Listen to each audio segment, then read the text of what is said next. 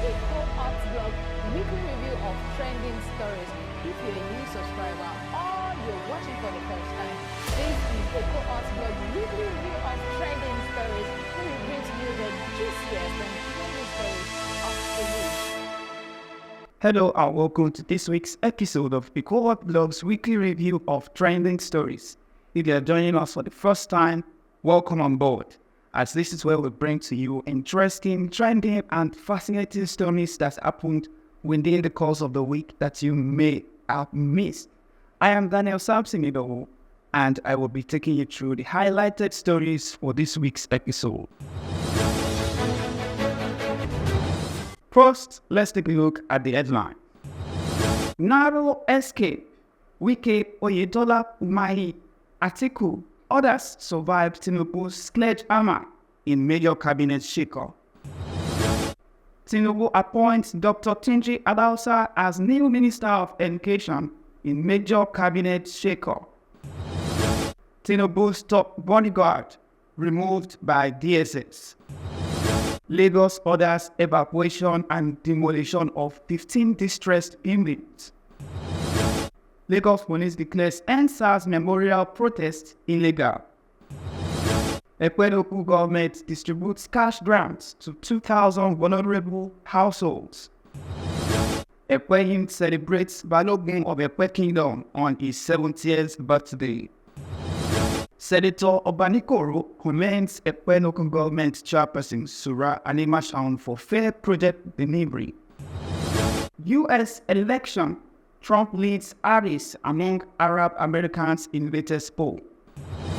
United Nations condemns terror attack in Turkey. A work of art. Galatasaray hail Osimhen's spectacular bicycle kick. Rafinha's hat-trick gives Barcelona first win over Bayern after 9 years in UEFA Champions League crash. Eduque beats Vinicius Junior, Mbappe, and emerges as La Liga's best dribbler. Bobrisky arrested while escaping to Benin Republic, Very Dark Man claims. Portable reportedly escapes assassination attempt. I am original. The only thing that changed about me is the money I have now. Timaya. Now the news in full. Narrow escape. Wike, Oyetola, Umahi, Atiku, and others survived Tinubu's sledgehammer in major cabinet shakeup. President Bola Ahmed Tinubu wielded his political sledgehammer on Wednesday, shaking up his cabinet with forceful precision. 5 ministers were sacked, 10 were redeployed, and 7 new nominees were brought in to fill key positions. However, several high-profile ministers, including Nyesom Wike, Adeboyega Oyetola, David Umahi, and Atiku Bagundo, narrowly escaped the axe. The president's reshuffle also reinstated 2 ministers, Benta Edu, who had been suspended, and Simon Malong, who left earlier to serve in the Senate. The reshuffle is seen as part of Tinubu's efforts to reinvigorate his administration and address mounting concerns over country's economic and security challenges. Tinubu appoints Dr. Tunji Adausa as new Minister of Education in major cabinet shakeup. President Bola Tinubu has redeployed Dr. Morufu Olatunji Adausa to the Ministry of Education in a major cabinet reshuffle. Dr. Adausa, who previously served as Minister of State for Health and Social Welfare, replaces Professor Tahiru Mamman, who was relieved of his duty as the Minister of Education. He was initially appointed as Minister of State for Health and Social Welfare by President Tinubu on August 16, 2023. Dr. Adausa was sworn in on August 21st. During his tenure in the Health Ministry, he focused on improving healthcare infrastructure and addressing key public health challenges.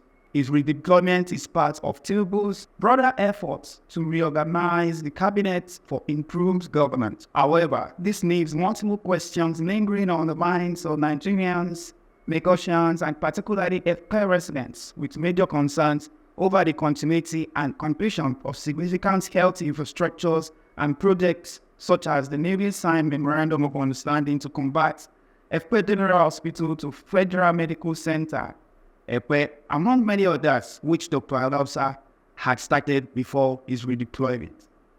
Tinubu's top bodyguard removed by DSS. The Director General of the Department of State of Services, DSS, Tosin Ajayi, has removed Adegboyega Fasasi from his role as Chief Security Officer, CSO, to President Bola Ahmed Tinubu. Reliable security sources confirmed this to Daily Nigerian over the weekend, revealing that Fasasi has been replaced by Rashid Atundala, a deputy director currently enrolled in the fellowship at the National Institute for Security Studies. Lawal should have been promoted in July 2023, but junior officers were favored over him, a source told Daily Nigerian. Fasasi's removal has also been linked to allegations of high-handedness and tensions with key figures around the president. One source noted that Fasasi stepped on many influential toes and that President Tinubu was not entirely satisfied with his management of the office. Up next is Lagos news. Lagos orders evacuation and demolition of 15 distressed buildings.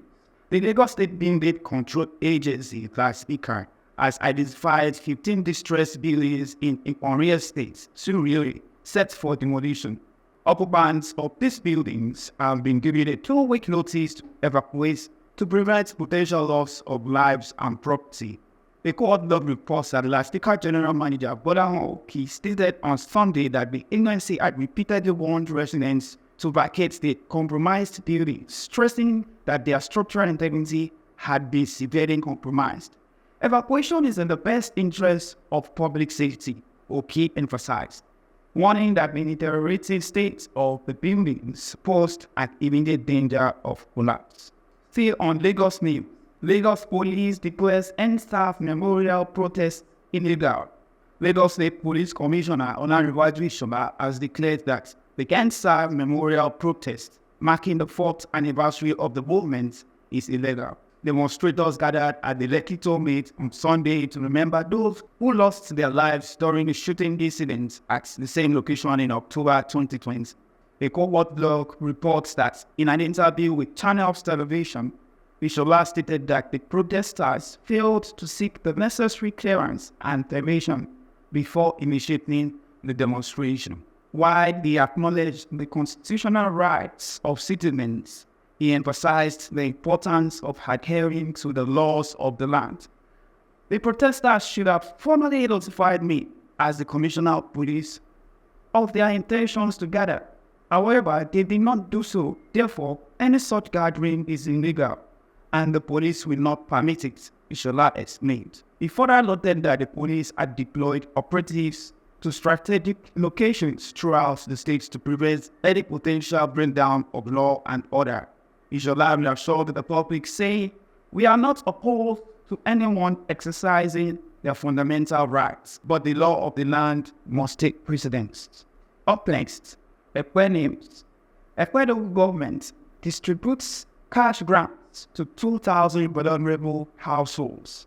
A cohort blog reports that Ekpe government, led by the executive chairman, Honorable Princess Sura Olayemi Animashaun, has distributed cash grants to 2,000 vulnerable households in the community.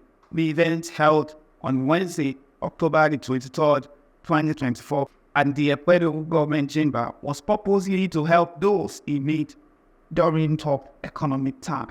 The cash grants were shared equally among different wards in the local government, including Ward A1, A2, A3, A4, A5, A6, C1, and D1. Other groups, such as market women from Oluwo, Ayetoro, and other markets in the local government, the Transporters Union, the Arewa community, and Indengo also received support. Speaking on behalf of the executive chairman, the vice chairman of the local government, Honorable Sikiru, gave important advice to the community. He encouraged residents to speak up when they have concerns instead of criticizing the administration. If something doesn't seem right, please tell us directly.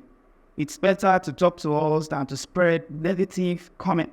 We are working hard to make things better for everyone, and your feedback can help us improve, he said. He highlighted that Honorable Sura also assured the public that the distribution was done without favoritism. She made sure that the cash grants reached those who really needed them. This is our way of easing the burden many households are facing, he explained. Ekpa youth celebrates battle win of Ekpa Kingdom on his 70th birthday.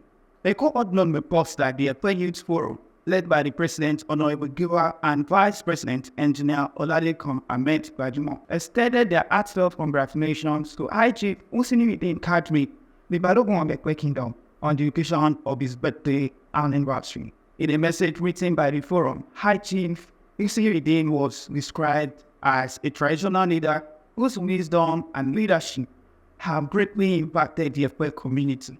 The Balogun was praised for his dedication to community development and his role in guiding the Ekpa Youth Forum during challenging times. Sabaole Usiniuddin's impact on Ekpa's youth development is highly commendable. He has been so supportive to us and we are grateful for his leadership, said Honorable Giwa. His wisdom and fatherly guidance have been the backbone of our community's progress, especially in ensuring the unity and strength of the youth. Echoing these sentiments, the Vice President, Engineer Olalekan Ahmed Bajumo, added, Baba Oluse's efforts to the progress of our community has left a legacy that will continue to inspire younger generations.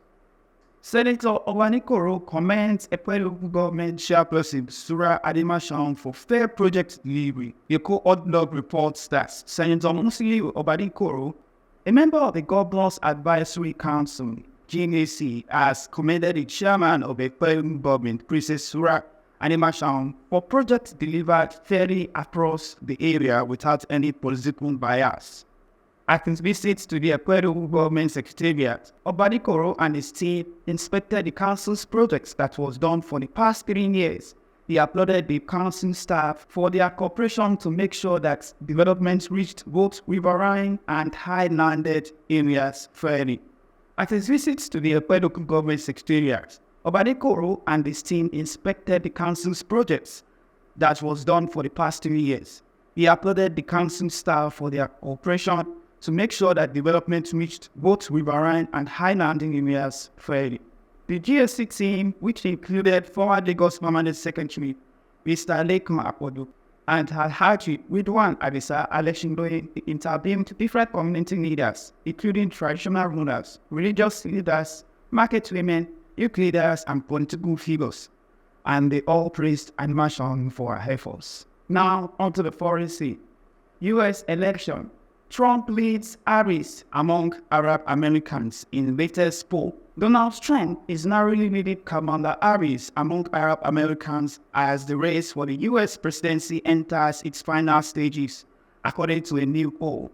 This development indicates that the ongoing conflict in Gaza is affecting democratic support among the voter demographic that holds significant sway in a key battleground state. The Arab News YouGov poll released on Monday showed Trump leading Harris by 45% to 43% within this crucial group just 2 weeks before the election. Additionally, Trump is perceived as more likely to effectively resolve the Israel-Palestine conflict with a 39% to 33% advantage over his Democratic opponent on that question. When asked who would be better for the Middle East in general, Trump and Harris are tied at 38%. Regarding the primary concerns of the Arab American community, 29% identified the Israel-Palestine conflict as the biggest issue, followed by 21% who pointed to the economy and cost of living, and 30% who cited racism and discrimination. Despite Trump's lead, the poll indicates that he is also viewed as more supportive of Israel's current government than Harris. With a 6-point margin, conducted with a sample size of 500 Arab Americans, the poll results fall within a margin of error of plus or minus 5.93%.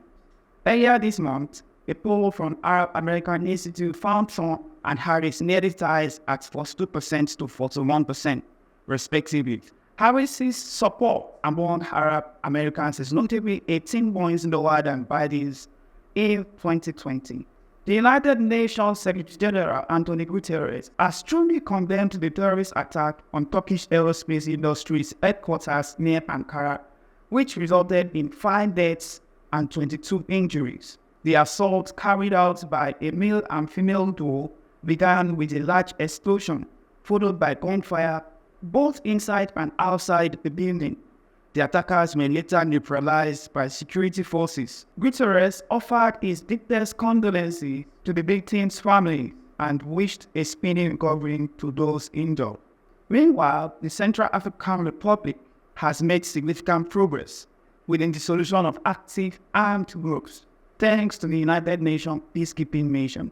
Adult sports, a work of art. Galatasaray held Osimhen's spectacular bicycle kick. Galatasaray applauded Victor Osimhen's spectacular bicycle kick goal in their 3-0 victory over Antalyaspor on Saturday, calling it the work of art in an Instagram post on Sunday. The Nigerian forward's breathtaking finish, which capped off the scoring deep into the stopping time during the Super League encounter at Corendon Airlines Park, is said to be remembered as a landmark moment in football history. Still on sports, Rafinha's hat-trick gives Barcelona first win over Bayern after 9 years in UEFA Champions League club.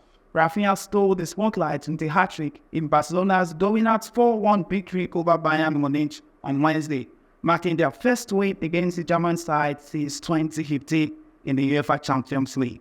Barcelona had lost their previous 6th encounter with Bayern, but Rafinha's electric performance helped break that streak. Bayern entered the match after a surprise 1-0 defeat to Aston Villa on match day 2, and while they showed promises early on, the nights belonged to the Catalans. Rafinha opened the scoring by latching onto a through ball, rounded goalkeeper Manuel Neuer and slotted goal. While Harry Kane thought he had equalized in the 10th minute, his efforts was disallowed for offside. Harry Kane eventually made it 1-0 with a volley in the 18th minute after a Serge Gnabry's cross. Barcelona regained the lead in the 36th minute through former Bayern star Robert Lewandowski, who finished into an empty length after a defensive mix-up. Just before halftime, Rafinha struck again with a corner shot after a brilliant run down the right flank. In the second half, Rafinha sealed the hat-trick with a clinical finish in the 56th minute, racing onto another long ball and driving a low shot past Neuer. After 3 games, Barcelona stayed in 10th place on 6 points, while Bayern are further down in 23rd spot. Still on sports, Enrique beats Vinicius Mbappe and emerges as La Liga's best dribbler. Super Eagles win that Chidera Enrique has emerged as La Liga's most successful dribbler this season, boasting an impressive 61% success rate. The 26-year-old Sevilla star, who joined the club as a free agent from CSKA Moscow during the summer transfer window, has completed 28 successful dribbles out of 46 attempts in the 2024-2025 La Liga season. This achievement places him ahead of renowned dribblers such as Barcelona's Lamine Yamal, Real Madrid's Vinicius Jr. and Kylian Mbappe. Now let's have a look at what's trending in the world of showbiz and entertainment. Bobrisky arrested while escaping to Benin Republic, Very Dark Man claim.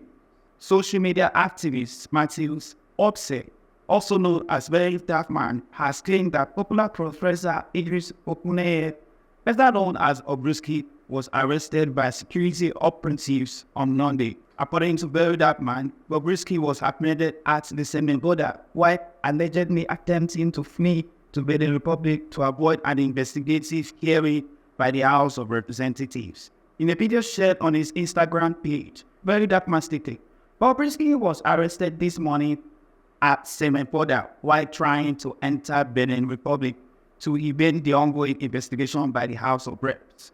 He is reportedly being held by Nigerian immigration authorities, Very Dark Man alleged. Recently, Very Dark Man released an audio recording which Bobrisky allegedly claimed to have bribed EFCC officials with 15 million naira. In the recording, Bobrisky also stated that he never served a 6-month jail term in Kirikiri prison due to the influence of his godfather. These allegations triggered an investigative hearing by the House of Representatives. However, Bobrisky fails to appear before the committee, citing illness as the reason. Still on entertainment news, singer Portable reportedly escaped assassination attempt. Controversial Nigerian music star Habib Okikiola, widely known as Portable, reportedly survived an assassination attempt on Wednesday in Ota, Ogun State, after an encounter with an armed individual. In a viral video, Portable appeared visibly shaking as he recounts the near fatal experience, shouting, "They want to kill me." The footage captured the tense moments when a half-naked man, believed to be the assailant, was apprehended while wielding a gun. Bystanders would be heard questioning who pulled the trigger as the situation unfolded. Attempts to contact the Ogun State Police Command for comments were unsuccessful, with spokesperson SP Otutola Owadada not responding to calls or messages. The motive behind the attack remains unclear. Following the incident, Portable expressed his relief at escaping unharmed. Recently, he had also faced criticism from social media personality Very Dark Man, who condemned him for allegedly assaulting a man at celebration, an event honoring the late Afrobeat legend Fela Kuti. VDN had shared a video of the incident, expressing his discontent and warning Portable to stop his violent behavior. In response, Portable took to Instagram, declaring that he could easily overpower VDN and challenged him to investigate his reputation in Abuja. He stated, "Online madness is different from real-life madness. I am a one-man battalion. If I get hold of you and you think you can threaten me with Abuja, go and ask about me in Maraba, Nyanya, and Babangida Market. Go and ask the Lagos board," he said. He further explained the circumstances surrounding the altercation, saying, "My fans should know the person I was fighting. We had a one-on-one, man-to-man confrontation. This guy has collected money for up to 5 shows and ran away with my money for 6 months. He took my money for my show. I knew my manager," he asked. Still on entertainment news, "I am original. The only thing that changed about me is the money I have now," Timaya said. Nigerian singer and songwriter Inetimi Alfred Odom, popularly known as Timaya, says he has always been original right from the onset and does not have anything to hide. The singer stated this in a chat with Channels Television, saying what people say about him doesn't itch him, as he sees people's thoughts about him like fried eggs and bread. "How somebody sees me doesn't bother me. I born past those things. What you think or how you think are like fried eggs and bread," he said. Reflecting on his journey thus far, Timaya explains that the only thing that has changed about him is the money he has now. Looking at how far he has evolved from a plantain seller to a notable voice in the music industry, the singer says he looks better than where he's coming from. "I am not doing anything bad. I am original. I've been like this all my life. The only thing I know that people can say is that I am a very blunt guy. I speak my mind and I am not afraid of anybody. And I am not a fraudster. I don't have anything to hide," he said. It is very difficult when you are trying to live a life that you are not. The only thing that has changed is the money that I have now. From a mountain boy, now I look better, not like I was that bad, but I was bad. He also talked about his ninth album, Gladiator, and the events that inspired the album's name. And that's a wrap on this week's episode of the Co-Unblocked weekly review of trending stories. Do not forget to subscribe and turn on the notification bell to always get notified whenever interesting episodes such as this comes up. Which of the news is most astonishing to you? Tell us in the comment section below. I am Daniel Sampson. Till next time, stay safe and healthy.